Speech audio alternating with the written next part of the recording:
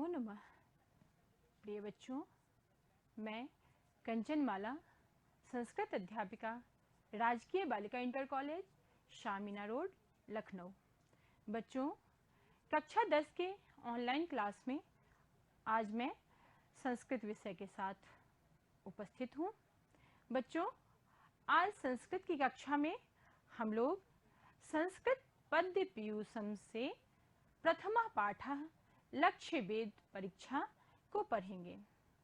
तो बच्चों, आइए सबसे पहले हम लोग आज की कक्षा में किन किन बिंदुओं पर चर्चा करेंगे, इसे देख लेते हैं। सबसे पहले हम लोग पाठ की प्रस्तावना देखेंगे तथा पाठ का परिचय प्राप्त करेंगे कि इस पाठ में हमें क्या क्या पढ़ना है। उसके बाद मैं संदर्भ और प्रसंग बताऊंगी। उसके बाद श्लोक संख्या 1, 2, 3, 4 तथा 5 का मैं सस्वर वाचन करूंगी। सस्वर वाचन करने से पहले मैं सामान्य वाचन करूंगी, फिर स्वस्वर वाचन करूंगी। उसके पश्चात हम लोग संस्कृत अन्वय देखेंगे, श्लोकों का संस्कृत अन्वय देखेंगे। तत्पश्चात काठिन्य निवारण करेंगे। काठिन्य निवारण के तहत हम लोग शब्दार्थ और व्याकरणात्मक टिप्पणियां देखेंगे। उसके बाद मैं श्लोकों की हिंदी अर्थ और व्याख्या प्रस्तुत करूंगी और कक्षा के अंत में मैं संबंधित प्रश्न व अभ्यास कार्य आप लोगों को कुछ दूंगी जिसे आप लोगों को करना है। तो चलिए कक्षा का प्रारंभ करते हैं तथा पाठ की प्रस्तावना जानते हैं। बच्चों, आप लोगों ने महाभारत का नाम सुना होगा। महाभारत विश्व का एक विशालतम साहित्यिक ग्रंथ है और महाकाव्य है। महाभारत के रचनाकार महर्षि वेदव्यास को माना जाता है। महर्षि वेदव्यास ने महाभारत को लिखा था। महाभारत को जय संहिता, सतसाहस्री संहिता, जय, भारत आदि नामों से भी जाना जाता है। बच्चों, महाभारत 18 पर्वों में विभक्त है, जिसमें से मैं 18 पर्वों के नाम आप लोगों को बताती हूँ। आदि पर्व, सभा पर्व, वन पर्व, विराट पर्व, उद्योग पर्व, भीष्म पर्व, द्रोण पर्व, कर्ण पर्व, शल्य पर्व, सौप्तिकी पर्व, स्त्री पर्व, शांति पर्व, अनुशासन पर्व, आश्रयवासिक पर्व, मौसल पर्व, महाप्रस्थानिक पर्व तथा स्वर्गारोहण पर्व। ये 18 पर्व हैं, महाभारत के 18 पर्व हैं, जिसमें से आज के पाठ को हम पढ़ेंगे वो हमारा आदि पर्व है और इस आदि पर्व से हमारे इस पाठ का के सारे श्लोक लिए गए हैं।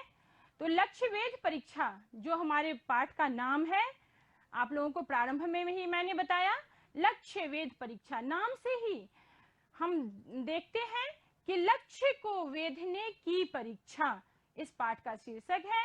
इसके श्लोक महाभारत के आदि पर्व के 123वें अध्याय से लिए गए हैं। बच्चों, इस पाठ में आचार्य द्रोणाचार्य के द्वारा कौरव तथा पांडवों तथा अन्य राजकुमारों के लक्ष्य वेद की परीक्षा का वर्णन किया गया है। आचार्य द्रोणाचार्य ने अपने शिष्यों की कुशलता को, धनुर्विद्या में कुशलता को परखने के लिए, परीक्षण करने के लिए तथा उनके लक्ष्य संधान की एकाग्रता की परीक्षा लेने के लिए उन्होंने शिल्पकारों को बुलवाया, कारीगरों को बुलवाया तथा एक भास प्रतिमान को बनवाया, एक पक्षी के रूप में बनवाया और उसे वृक्ष के ऊपर रखवा दिया।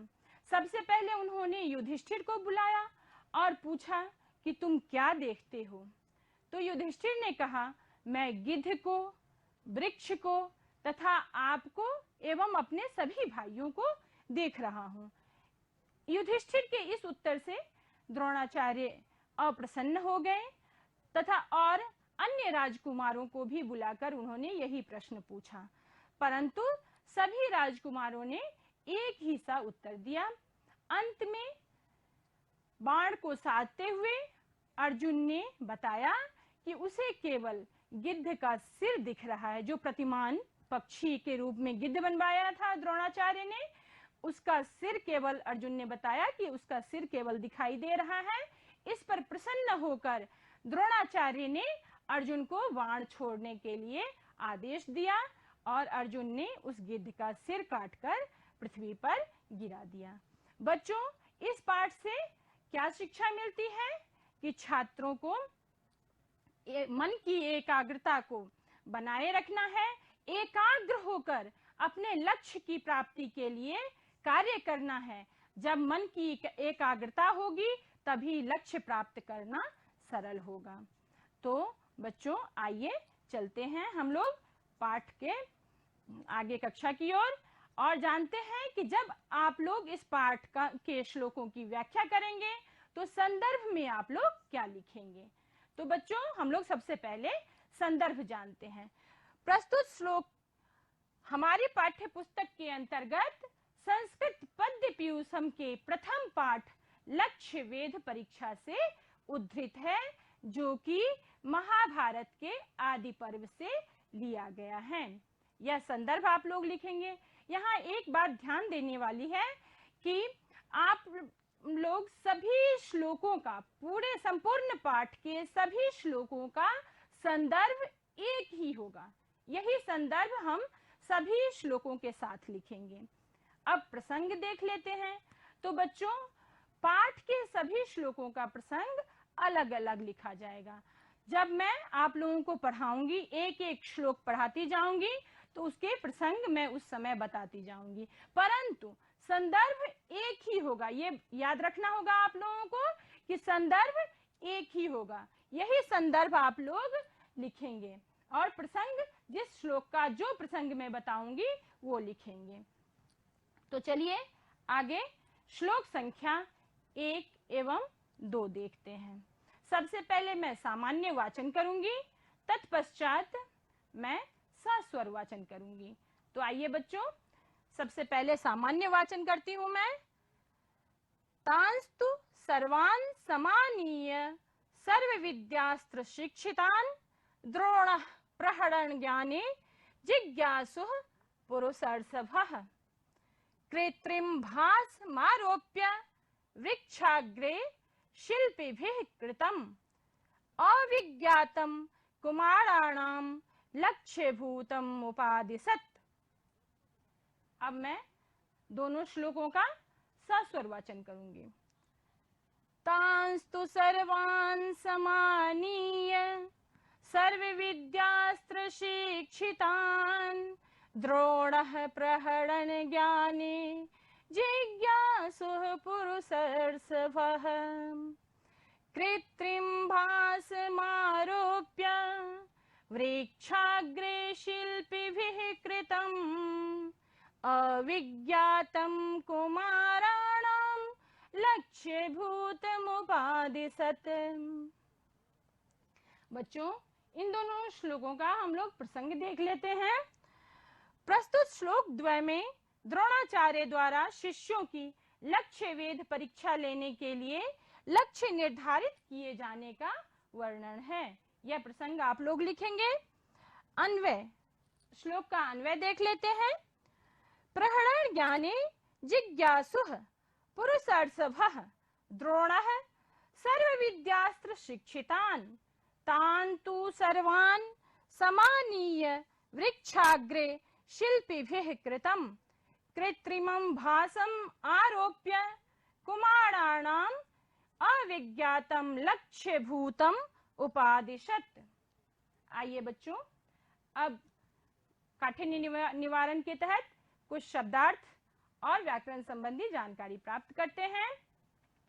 सर्वान, सभी को, समानीय, लाकर, प्रहरण ज्ञाने, प्रहार करने के ज्ञान में, शिल्पिभिः, शिल्पियों के द्वारा अथवा कारीगरों के द्वारा, उपादिशत, आज्ञा दी, जिज्ञासुः, जानने की इच्छा वाला, कृत्रिमं भासम, बनावटी प्रतिमान को अथवा पक्षी को अथवा गिद्ध को, आरोप्य, रखकर।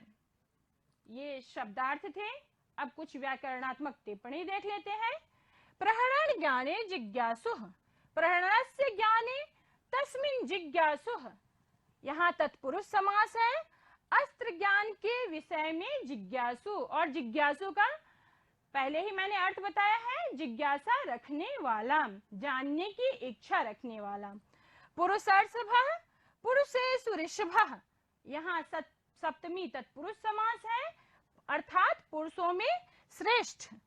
सर्व विद्यास्त्र शिक्षितान् सर्वा विद्याः अस्त्राणि च तेषु शिक्षिताः तान्, यहाँ सप्तमी तत्पुरुष समास है, सभी विद्याओं एवं अस्त्रों में शिक्षित। अविज्ञातम न विज्ञातम, यहाँ नए तत्पुरुष समास है, अ प्लस वी प्लस ज्ञा प्लस कत, न जाने गए, अर्थात न जाने गए। तो ये कुछ व्याकरण संबंधी जानकारी थी। अब हम लोग श्लोक का हिंदी अर्थ एवं व्याख्या देखते हैं। प्रहरण ज्ञाने जिज्ञासुः, प्रहार करने के ज्ञान में जिज्ञासा रखने वाले। पुरुषार्थभः द्रोणः, पुरुषों में श्रेष्ठ। द्रोणः, द्रोण अर्थात द्रोणाचार्य। सर्व विद्यास्त्र शिक्षितान्, सभी विद्या तथा अस्त्र की शिक्षा प्राप्त करने वाले। तान तु सर्वान, अर्थात अपने सभी शिष्यों को, उन सभी शिष्यों को समानीय लाकर वृक्षाग्रे, वृक्ष के अग्रभाग में स्थित वृक्षाग्रे शिल्पिभिः कृतम् अविज्ञातम, शिल्पिभिः अविज्ञात न जाने गए कारीगरों द्वारा, शिल्पियों के द्वारा, कृत्रिमं भासम आरोप्य, बनाए गए कृत्रिम बनावटी भास के द्वारा, प्रतिमान के द्वारा, प्रतिमा जो पक्षी की प्रतिमा बनाई थी, गिद्ध की प्रतिमा बनाई थी, आरोप्य उसको रखकर कुमाराणाम राजकुमारों को लक्ष्य भूतम उपादिशत, अर्थात लक्ष्य भेदने की आज्ञा दी। अर्थात तात्पर्य यह है कि द्रोणाचार्य ने जो अपने राजकुमार, जितने भी शिष्य थे, राजकुमार थे, उनको वृक्ष के अग्रभाग पर स्थित जो उन्होंने बनवाकर कृत्रिम भास रखा था, कृत्रिम प्रतिमा रखी थी पक्षी की, उसको लक्ष्य भेदने की आज्ञा दिया। अब चलिए हम लोग श्लोक संख्या 3 को देखते हैं। सर्वप्रथम मैं सामान्य वाचन करती हूँ, पुनः सस्वर वाचन करूंगी। शीघ्रं भवन्तः सर्वेपि धनुष्यादाय सत्वराः भासमेतं समुद्दिश्य तिष्ठध्वं सन्धितेषवः। इसका सस्वर वाचन करते हैं। शीघ्रं भवन्तः सर्वेपि धनुष्यादाय सत्वराः भासमेतं समुद्दिश्य तिष्ठध्वं सन्धितेषवः। आइए बच्चों, इसका प्रसंग जान लेते हैं। प्रस्तुत श्लोक में आचार्य द्रोण शिष्यों को निशाना साधने के लिए आदेश दे रहे हैं। वे लक्ष्य को दिखाकर उसके संधान के लिए, निशाना साधने के लिए आदेश दे रहे हैं। अन्वय देख लेते हैं। द्रोणो अकथयत भवन्तः सर्वे अपि धनुंसि आदाय एतं भासं समुद्दिश्य सन्धितेषवः सत्वरा तिष्ठध्वम्। आइए इस श्लोक के कुछ शब्दार्थ तथा व्याकरणात्मक टिप्पणी पर एक नजर डालते हैं। भवन्तः, आप सब लोग, धनुंसि, धनुषों को, भासमेतं, इस गिद्ध को अर्थात पक्षी की प्रतिमा को अर्थात गिद्ध को, तिष्ठध्वम्, बैठो। व्याकरण संबंधी जानकारी प्राप्त करते हैं। सत्वराः, त्वरया सहिताः, अर्थात शीघ्रता पूर्वक। संधितेषवः संधिताः इसवः यैहि ते, अर्थात धनुष पर बाण चढ़ाए हुए। समुद्देश्य सम प्लस उत प्लस दिश प्लस कत्वा, यहाँ कत्वा लप के रूप में प्रयुक्त हुआ है, अर्थात लक्ष्य करके। तो ये कुछ शब्दार्थ तथा व्याकरणात्मक टिप्पणी थी। अब पुनः श्लोक पर चलते हैं और उसका हिंदी अर्थ एवं व्याख्या देखते हैं। द्रोणो अकथयत, द्रोणाचार्य ने कहा, भवन्तः आप सर्वे अपि, आप सब लोग भी, सर्वे अपि सब लोग भी, धनुंसि आदाय धनुषों को लेकर, एतम भासम समुद्देश्य, इस एतम इस भास को, अर्थात जो प्रतिमा, जो पक्षी की प्रतिमा स्थापित की गई उसको समुद्देश्य लक्ष्य करके, संधितेषवः अर्थात धनुष पर बाण चढ़ाए हुए, सत्वरा तिष्ठध्वम् अर्थात शीघ्र ही तैयार हो जाओ, अर्थात बैठ जाओ, धनुष पर बाण चढ़ाकर।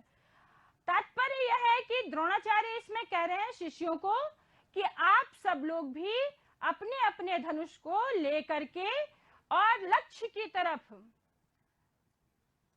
बाण को चढ़ाकर, प्रत्यंचा चढ़ाकर शीघ्र ही तैयार हो जाएं। आइए बच्चों, अब हम लोग श्लोक संख्या 4 पर चलते हैं और उसका मैं सबसे पहले सामान्य वाचन करती हूँ, फिर सस्वर वाचन करूंगी। मद्वाक्य समकालम तो शिरो अस्य विनिपात्यताम एकैकशो नियोक्ष्यामि तथा कुरुत पुत्रकाः। सस्वर वाचन करते हैं इसका। मद्वाक्य समकालम तो शिरो अस्य विनिपात्यताम एकैकशो नियोक्ष्यामि तथा कुरुत पुत्रकाः। इसका प्रसंग जान लेते हैं। प्रस्तुत श्लोक में आचार्य द्रोणाचार्य ने शिष्यों को निशाना साधने के लिए आदेश दिया है। फिर से आदेश दे रहे हैं कि क्या कह रहे हैं, अन्वय देखते हैं। हे पुत्रकाः, हे पुत्रकाः, मद्वाक्य समकालम तु अस्य शिरः विनिपात्यताम् एकैकशः नियोक्ष्यामि तथा कुरुत। आइए इस श्लोक में आए हुए कुछ कठिन शब्दों के अर्थ देख लेते हैं। विनिपात्य ताम अर्थात गिरा देना चाहिए, गिरा दो, गिरा देना चाहिए। एक एक शह एक एक करके, पुत्रकाः पुत्रों के समान, नियोक्ष्यामि अर्थात नियुक्त करूंगा। अब कुछ व्याकरण से संबंधित जानकारी प्राप्त कर लेते हैं। विनिपात्यताम, वि प्लस नी प्लस पत प्लस निच, इसमें लोट लकार है, कर्मवाच्य है, अर्थात गिरा दिया जाए। एक एक शह, एक प्लस एक शह, यहाँ पे वृद्धि संधि हुई है, अर्थात एक एक करके। आइए बच्चों इस श्लोक का हिंदी अर्थ एवं व्याख्या देख लेते हैं। हे पुत्रकाः, हे पुत्र के समान शिष्यों, अर्थात जो शिष्य हैं वो हमारे पुत्र के समान हैं। द्रोणाचार्य कह रहे हैं हे पुत्रकाः, हे पुत्र के समान शिष्यों, मद्वाक्य समकालम तुम, मद्वाक्य समकालम, मत वाक्य समकालम, मेरे वाक्य के साथ साथ ही, मेरे कथन के साथ साथ ही, अस्य शिरः, अस्य किसके लिए हुआ है? पक्षी के लिए, जो प्रतिमान बना है, जो भास बना है, जो बनावटी पक्षी बना है, उसके लिए हुआ है कि अस्य शिरः, इसके सिर को विनिपात्यताम, गिरा दो, गिरा देना चाहिए अथवा गिरा दो, एक एक शह नियोक्ष्यामि, एक एक को नियुक्त करूंगा, नियोक्ष्यामि अर्थात नियुक्त करूंगा, एक एक को नियुक्त करूंगा, तथा कुरुत, उसी प्रकार से करना, जिस प्रकार से मैं कहूंगा, मेरा कथन होगा जिस प्रकार से, उस प्रकार से करना। तात्पर्य यह है कि द्रोणाचार्य कहते हैं कि हे शिष्यों, आप सब मेरे पुत्र के समान हो, मेरे कथन के साथ साथ ही, मेरे बोलने के साथ ही आप इस पक्षी के, क्योंकि निशाना साधने के लिए पहले ही कह चुके हैं कि आप सब लोग धनुष लेकर तैयार रहो तथा निशाना लगाए रखो, तो आप जैसे ही मेरे कथन, मैं जैसे ही बोलूंगा, उसी कथन के साथ साथ ही, मेरे कथन के साथ साथ ही इसके सिर को काटकर पृथ्वी पर गिरा देना अपने धनुष बाण से, इसको सिर को काटकर पृथ्वी पर गिरा देना। और इस कार्य के लिए मैं एक एक को बारी बारी से नियुक्त करूंगा अर्थात बुलाऊंगा। मैं जिस प्रकार से जिसको बुलाऊंगा वह आएगा और लक्ष्य संधान करेगा तथा इसके सिर को काटकर गिरा देगा। द्रोणाचार्य के कथन का तात्पर्य यही है।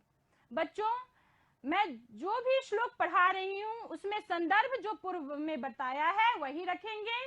जो प्रसंग मैं आप लोगों को बता रही हूँ श्लोक के साथ, उस प्रसंग को संदर्भ के बाद प्रसंग लिखेंगे, प्रसंग के बाद जो मैं हिंदी अर्थ बता रही हूँ और उसकी व्याख्या कर रही हूँ उसे आप लोग लिखेंगे। तो ये श्लोक संख्या 4 को हमने देखा। अब चलिए श्लोक संख्या 5 को देखते हैं। मैं सबसे पहले सामान्य वाचन करूंगी, फिर सस्वर वाचन करूंगी। ततो युधिष्ठिरम पूर्वम वाच अंगिरसाम वरः संधत्स्व बाणम दुर्धर्षम मद्वाक्यांते विमुंच तम। अब मैं सस्वर वाचन कर रही हूं।